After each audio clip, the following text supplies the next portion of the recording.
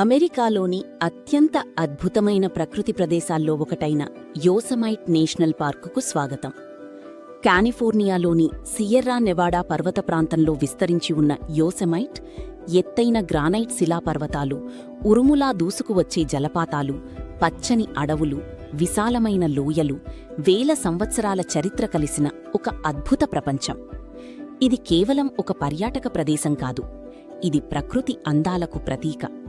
ఇది ఆదివాసీ సంస్కృతుల చరిత్రకు సాక్ష్యం మరియు ప్రకృతిని భవిష్యత్ తరాల కోసం కాపాడాలనే మానవ సంకల్పానికి ఒక గొప్ప ఉదాహరణ.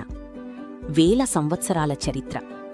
పర్యాటకులు యోసమైట్కు రావడానికి వేల సంవత్సరాల ముందే ఈ ప్రాంతంలో స్థానిక ఆదివాసీ ప్రజలు నివసించేవారు.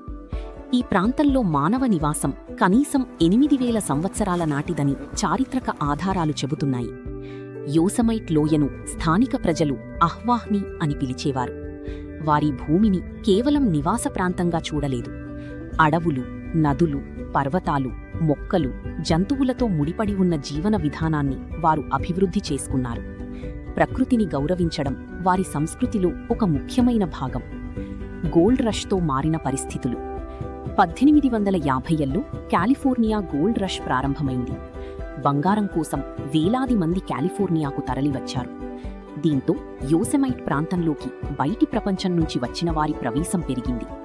1851లో మారిపోసా బెటాలియన్ యోసమైట్ లోయలోకి ప్రవేశించింది. ఈ పరిణామం స్థానిక ఆదివాసీ సమాజాలపై తీవ్ర ప్రభావం చూపింది. వారి సాంప్రదాయ జీవన విధానం, భూములతో ఉన్న సంబంధం భారీగా మారిపోయింది. అయితే అదే సమయంలో యోసమైట్ అద్భుతమైన ప్రకృతి సౌందర్యం గురించి అమెరికా అంతటా ప్రచారం మొదలైంది. కళాకారులు, రచయితలు, ఫోటోగ్రాఫర్లు యోసమైట్ అందాలను ప్రపంచానికి పరిచయం చేశారు. ప్రకృతి పరిరక్షణకు తొలి అడుగులు. యోసమైట్ చరిత్రలో అత్యంత ముఖ్యమైన ఘట్టం 1864 సంవత్సరం. అమెరికా అంతర్యుద్ధం జరుగుతున్న సమయంలోని అధ్యక్షుడు అబ్రహాం లింకన్ యోసమైట్ గ్రాంట్పై సంతకం చేశారు. దీంతో యోసమైట్ లోయ మరియు మారిపోసా గ్రోవ్లోని భారీ సీక్వోయా చెట్ల ప్రాంతం రక్షణలోకి వచ్చాయి. ప్రకృతి సంపదను కేవలం వ్యక్తిగత స్వంతంగా కాకుండా భవిష్యత్ తరాల కోసం ప్రజలందరూ ఆస్వాదించాల్సిన సంపదగా కాపాడాలి అనే ఆలోచనకు ఇది ఒక గొప్ప ఉదాహరణ. జాన్ ముయిర్, ప్రకృతి పరిరక్షణకు గొంతుక. యోసమైట్ పరిరక్షణ చరిత్రలో జాన్ ముయిర్ పేరు ప్రత్యేకంగా గుర్తుండిపోతుంది. ప్రకృతి ప్రేమికుడు, రచయిత, పర్యావరణ పరిరక్షణ ఉద్యమకారుడైన జాన్ ముయిర్ యోసమైట్ అందాలను తన రచనల ద్వారా అమెరికా ప్రజలకు పరిచయం చేశారు. ప్రకృతిని కేవలం ఉపయోగించుకోవడం కాదు, దాన్ని ప్రేమించాలి, గౌరవించాలి, భవిష్యత్ తరాల కోసం కాపాడాలి అని ఆయన బలంగా ప్రచారం చేశారు. 1890 యోసమైట్ నేషనల్ పార్క్. చివరకు 1890లో యోసమైట్ అధికారికంగా నేషనల్ పార్క్గా ప్రకటించబడింది. ఇది అమెరికా జాతీయ ఉద్యానవనాల చరిత్రలో ఒక ముఖ్యమైన ఘట్టం. తర్వాత 1903లో అధ్యక్షుడు థియోడర్ రూజ్వెల్ట్ జాన్ ముయిర్తో కలిసి యోసమైట్లో కొన్ని రోజులు గడిపారు. ఆ అనుభవం రూజ్వెల్ట్లో ప్రకృతి పరిరక్షణ పట్ల మరింత బలమైన ఆలోచనను కలిగించింది. అమెరికాలోని నేషనల్ పార్క్ వ్యవస్థ అభివృద్ధిలో ఈ కాలం ఎంతో ముఖ్యమైనది. మరి జలపాతాల విషయానికొస్తే యోసమైట్ ఫాల్స్ అద్భుతమైన దృశ్యాన్ని అందిస్తుంది. ఎత్తైన పర్వతాల నుంచి కిందకు దూకుతూ ప్రవహించే నీరు, చుట్టూ ఉన్న గ్రానైట్ కొండల మధ్య ఒక అద్భుతమైన ప్రకృతి చిత్రంలా కనిపిస్తుంది. ఈరోజు ప్రపంచం నలుమూలల నుంచి లక్షలాది మంది పర్యాటకులు యోసమైట్ను సందర్శిస్తున్నారు.